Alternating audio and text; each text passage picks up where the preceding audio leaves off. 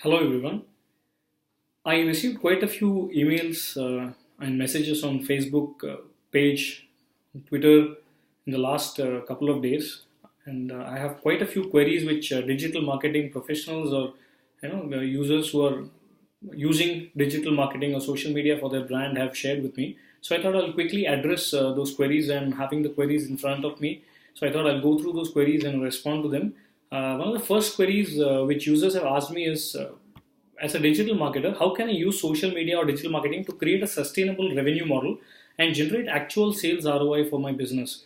Now, the first and foremost solution that I would like to share here is create a systematic process and a workflow by using these digital mediums in your organization.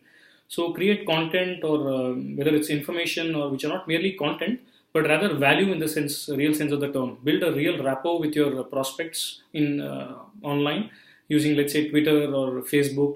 Ask them queries where they'll engage with your brand.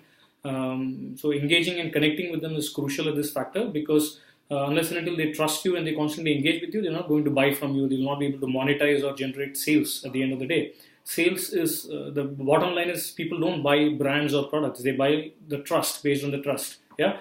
So regularly sharing content that is valuable for users and useful for them and not just pushing your sales pitch all the time will definitely be a great way to use social media to connect and generate ROI. So engage and connect. I cannot stress this enough. Listen and listen to what your brand, listen to your customers, and at the same time listen to what you are conveying as a brand.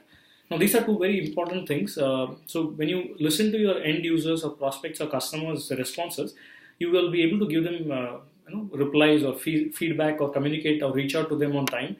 But listening to what your brand is communicating is also very crucial from time to time. So, we as a digital marketer or as a brand or an organization often try to overlook this aspect and we just keep pushing content. So, how do you sound when you're pushing content on Facebook or you're pushing content on Twitter or on blog or videos?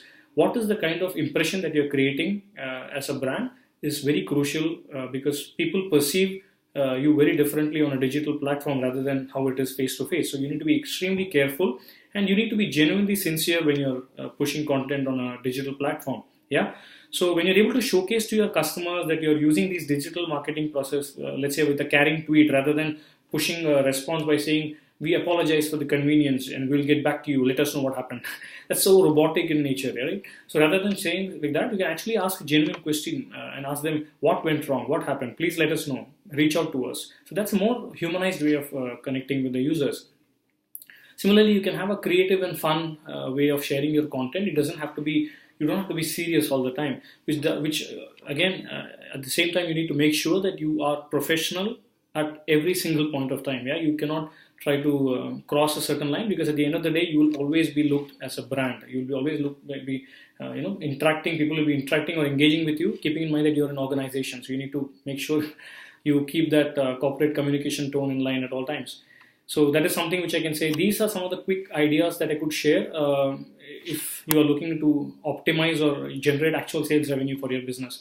The second question that I'm looking at right now is the second question is I want to become a brand rather than just a blogger while monetizing and partnering with powerful brands online, and I want to become a social media influencer.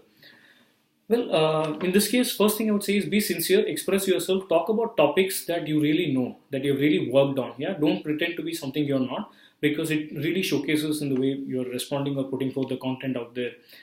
So coming back to the second point, ensure that your content is extremely professional and it showcases simple ideas like simple steps, guides too. Yeah, so these are quick help guides or these can be quick strategies that will really help your end users to solve their issues or queries or concerns. What happens is when you constantly generate valuable content, people will look at you as an expert in your field or expert, they'll respect you as an individual, as a digital marketer, as a professional. So this will also enable them to trust you and do business with you in the long run. And when users start trusting you, brands start trusting you. It's as simple as that. So in today's world, you need to make sure and keep in mind that somebody is always watching. So let's say, for example, if you have your own video channel and you're extremely professional on that video channel, you're talking about it, but on a Facebook platform or on a Twitter, you just try to do whatever you want.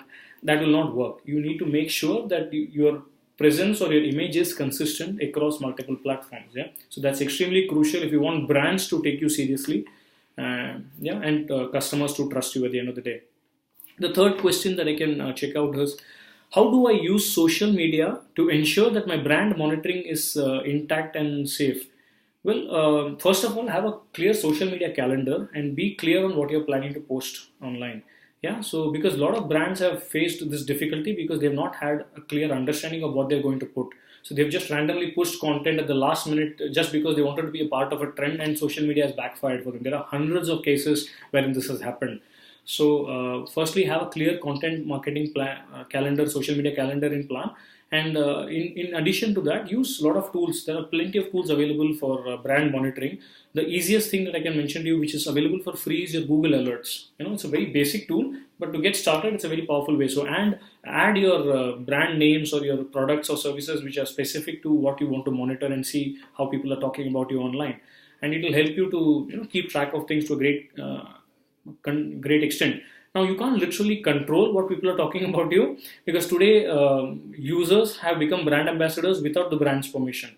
Yeah, so but at least you can do is by monitoring this, you can at least be a part of that conversation online. So the next question is, how do I change or upgrade my career and shift towards digital marketing and social media?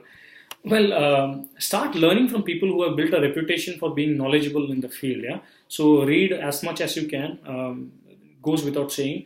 But most crucial part, what I would like to say is, in addition to learning or doing workshops or courses or looking at videos and learning on digital marketing, you have to practically do it. In digital marketing, there are no two ways about it. You have to be able to do it hands-on, and unless and until you're able to do it hands-on, you will genuinely be not able to understand what's the kind of impact it is creating. So if you really want to be a digital marketer or change your career path as a digital marketing professional, irrespective of what field you are in, whatever courses you are doing, whatever books you are reading, whatever content you are reading, please make sure you're constantly following up with action from your own side. To give you an example, I have heard people say, I have done a powerful digital marketing course, which was, a very reputed institution. It was a 1.5 year course or 1 year course and stuff like that. And when I asked them, share some blog or website content that you created, they said, no, we don't have a blog. We have a certificate. So certificate definitely adds value. I'm not denying that. But as a digital marketer, the only thing that can prove that you're a digital marketer is if you have done campaigns on digital marketing. And if you don't get opportunities, if you're not getting opportunities to work with some brands, start creating your own brand or start writing content which makes sense to you. So let me give you an example. Let's say you love comic books. Yeah.